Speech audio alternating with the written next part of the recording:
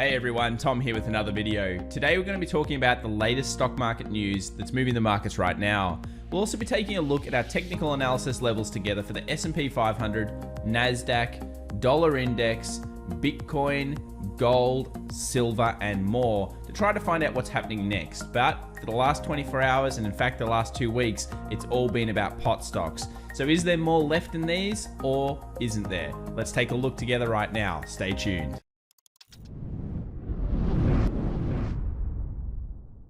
One of the best places we can always start when we're talking about the stock market to get an idea of what's going on is by having a look at the heat map. You'll notice yesterday, Nvidia up 3.51%. We were talking about this now for the last kind of week on our live streams. If you haven't been joining our live streams, definitely consider subscribing and hitting that like button and come and join us because it's been a lot of fun. We will be live streaming Friday session open as well this week. So join us 10:30 p.m. Australian Eastern Standard Time. It's about 3 hours before the market opens. Let's have a look now also at a few other things. Cisco and Tesla were the stories yesterday. So Cisco had earnings report. Now, if you go back through history on the charts, you'll notice Cisco continues to fail meeting its expectations. It has hype and optimism into earnings. Earnings come out and it goes down. Learn from how things usually report, and then you'll have a better chance of making the right decision coming into report processes. We also saw Tesla come down 5.25%, and this is back into support at around $800. Yesterday, the market here declined instantly, came off that trend line we'll be talking about very soon, and that trend line's been incredibly solid. Now do we start to see a bit more of a decline in the S&P 500 back down to that 20 moving average? Of course, the next couple of days will tell, but we did see a recovery after that point and a little bit of selling into the close. Remember, the close is generally the key. So if the market is selling into the close, that shows more of Wall Street's true intentions for the day. Energy sector continues to be the best outperformance. We also have the financial sector continuing to do relatively well. Real estate coming back up and some others. Things like utilities were also up slightly here.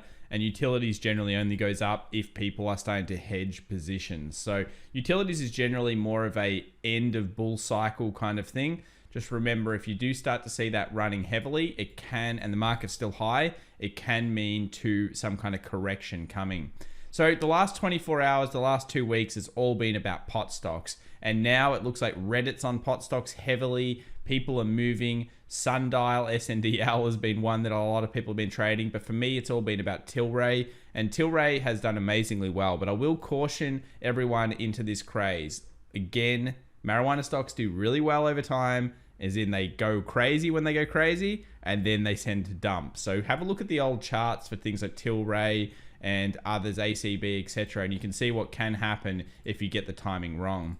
Another thing that makes me think that we're getting towards possibly some timing problems is we're starting to see high net debt to equity companies really outperforming blue chip companies. Blue chips have already done very well for some time, but high net debt is now becoming, or trash stocks are now becoming the literal vehicle of choice for profits. And that means that we're usually close to a correction. Why is that? Because whenever I've seen trash stocks going hard, it can be 2 months, it can be 3 months, but it does show a sign that a correction is coming. And that comes into, of course, our technical analysis. The VIX, the volatility index, guys, our 20 got reached.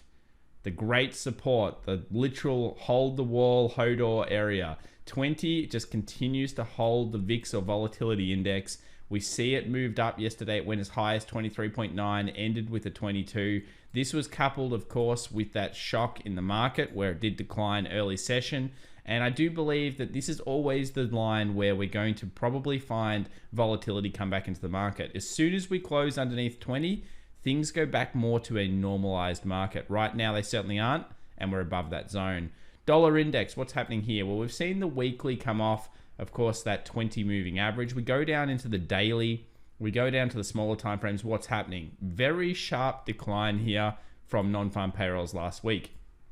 Go into the 4 hour. We're starting to form a little bit of base. Notice how here we've got a few rejection candles. We're starting to form a little bit of a base. This is one of those ones I'd go down to something like a 2 hour or 1 hour to try to find out if there's any more patterns or analysis we can see. And for me, it's going to be something like we have some resistance here around this 90-50 zone. If we break through that, What do I expect? I really just expect us to go back on the 4 hour to the 20 moving average, which was the previous resistance, find some resistance there and potentially continue with the downward trend now. But something like this does make some sense.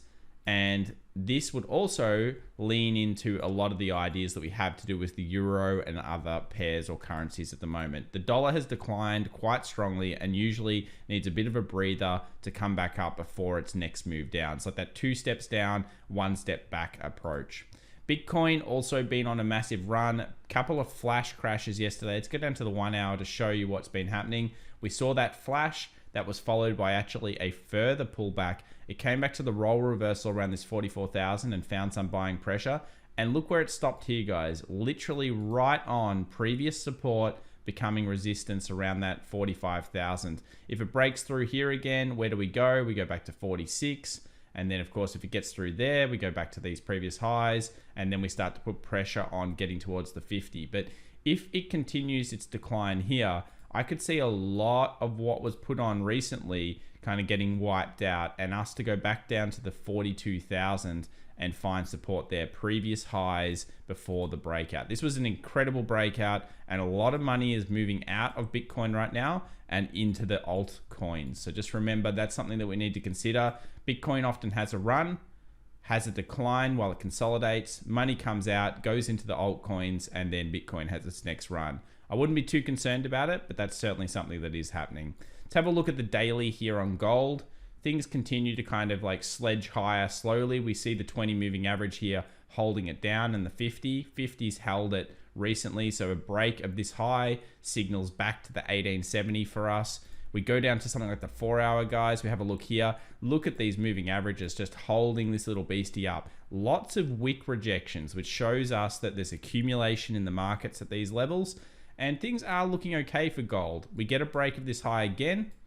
We start to move towards the 1870. Any break of 1870, I'm really thinking 1900 at that level. And if we get back under the 1830 here, we just basically see a pretty fast decline, I would think, back down to these levels. It's all about finding support here for gold right now and whether it can do so.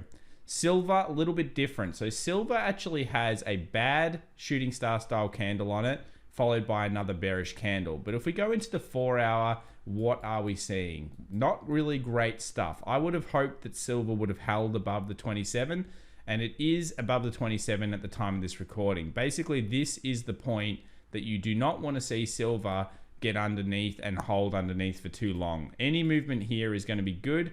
We need to go in and have a look at structure.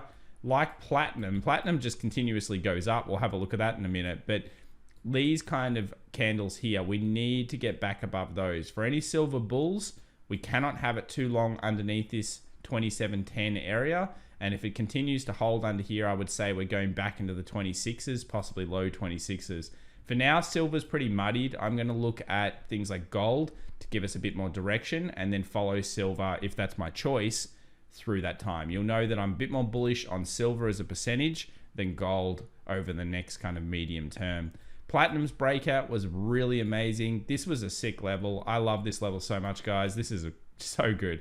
So this is an ascending triangle on platinum. We saw it live in the stream. We watched it for quite some time.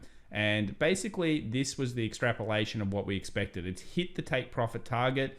This was 2/3 of the way through the ascending triangle. It's hit it. It broke before the last third. That's what we teach in our course, which we do, of course, offer on fxevolution.com. I don't plug it often, but we do have it. And this is the type of setup that I just love to see work out. Great work on platinum. I'm sure a few of you had it. So what's our thoughts on the stock market right now? What's going on? Well, it turns out that we've hit the trend line. We hit it yesterday. Resistance, resistance, resistance, resistance. Remember, loaded up on the SPX, not the US 500 that I'm using here. And it's very clean. This actual candle never existed on the real market. So this particular trend line has been very good. I don't use trend lines too often, but when I do, I believe in them quite a lot.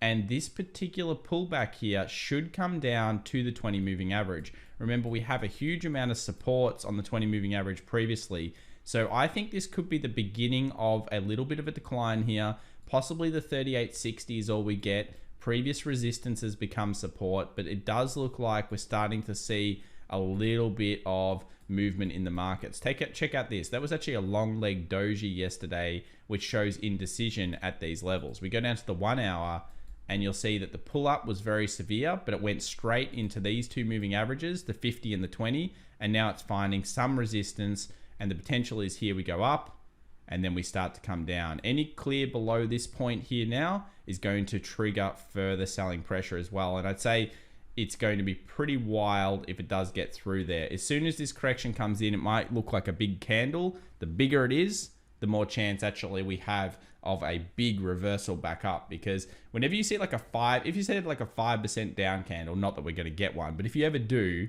there's actually a statistical chance the next day is going to be positive. And I think it's like 74% chance that's going to be positive. So the bigger the candle sometimes doesn't mean the further the crash after that. It can be just that it's a trap. So at this stage, we're not talking those candles. We're just talking a bit of a decline here back to the 20. US 100, QQQ, NASDAQ, whatever you want to call it. This potentially is looking at the rollover as well. We saw it come down quite a big 1 hour candle here, 2050, finding resistance. If we find ourselves here or lower in the morning, I expect more declines back to, of course, 20 moving averages. And I'll be looking at the SP 500 to give me the best kind of level. But yeah, the NASDAQ, look at this, 20, 20, 20, 20. That's the aim now for a bit of a corrective path after what has been a very nice couple of weeks.